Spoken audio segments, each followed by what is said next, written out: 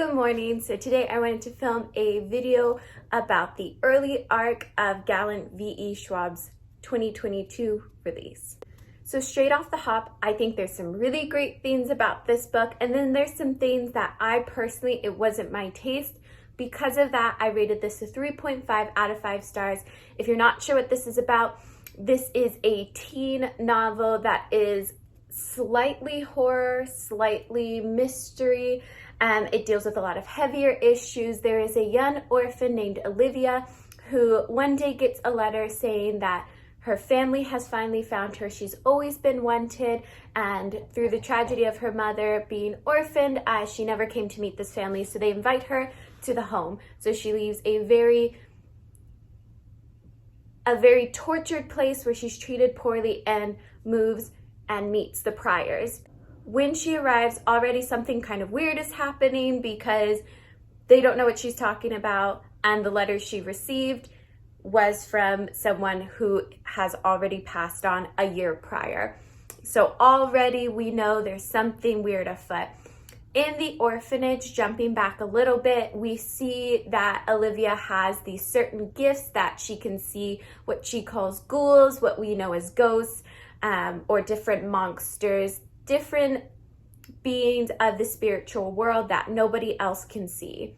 There's a few things I really liked about this book. I thought it was really interesting. I thought it was very atmospheric. It read incredibly fast. I read all of it within the span of 48 hours, and it's about 350-ish pages, 320.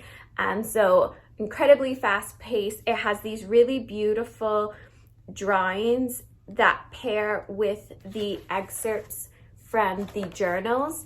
So we'll have little excerpts from a mysterious creature who seems quite evil. We will have drawings, and then we will have excerpts of her mother's journal. All that Olivia knows of her mother, Grace, is that she mysteriously disappeared. Olivia assumes that her mother is dead and was only left with this journal. So very, very interesting, pretty thrilling for a teen. Now I want to talk about what I didn't like about the book. I will say this book felt like it lacked a certain amount of foundation. A lot of what was happening and the different characters I'd never quite felt attached to. This is a standalone, so I understand that V.E. Schwab only had a limited amount of resources and time to build that foundation with the characters. However, I do really stand by that. I do really stand by the fact that I have read standalones before where the characters, I felt more of an attachment to them. Even with Olivia, our main character, I didn't quite feel that attachment. Now, some of this can be due to the fact that it was teen, so it reads really quickly. There's not a ton of description. There's not a ton of world building, but if that is kind of the style you like, it is very classically V.E. Schwab. So if you've read Darker Shade of Magic, if you've read those sorts of paced novels that she's written, you're going to really like this. If you've read Addie LaRue and you really appreciated the time she took with the characters, how the plot was almost secondary towards the storytelling, then this probably will not be the book for you. But let me tell you, if you are looking for a page turner, this is probably going to be your best bet. So I definitely stand in my 3.5 out of 5. I will be recommending this to a lot of teens that shop in my store. I will absolutely be recommending this. I think this is also a really nice step in sort of that middle area of teen when you're about 16 to 18, where it's you're kind of growing out of the content that can be in a lot of young adult and stepping more towards the adult content. This is a really great middle because it deals with heavier topics.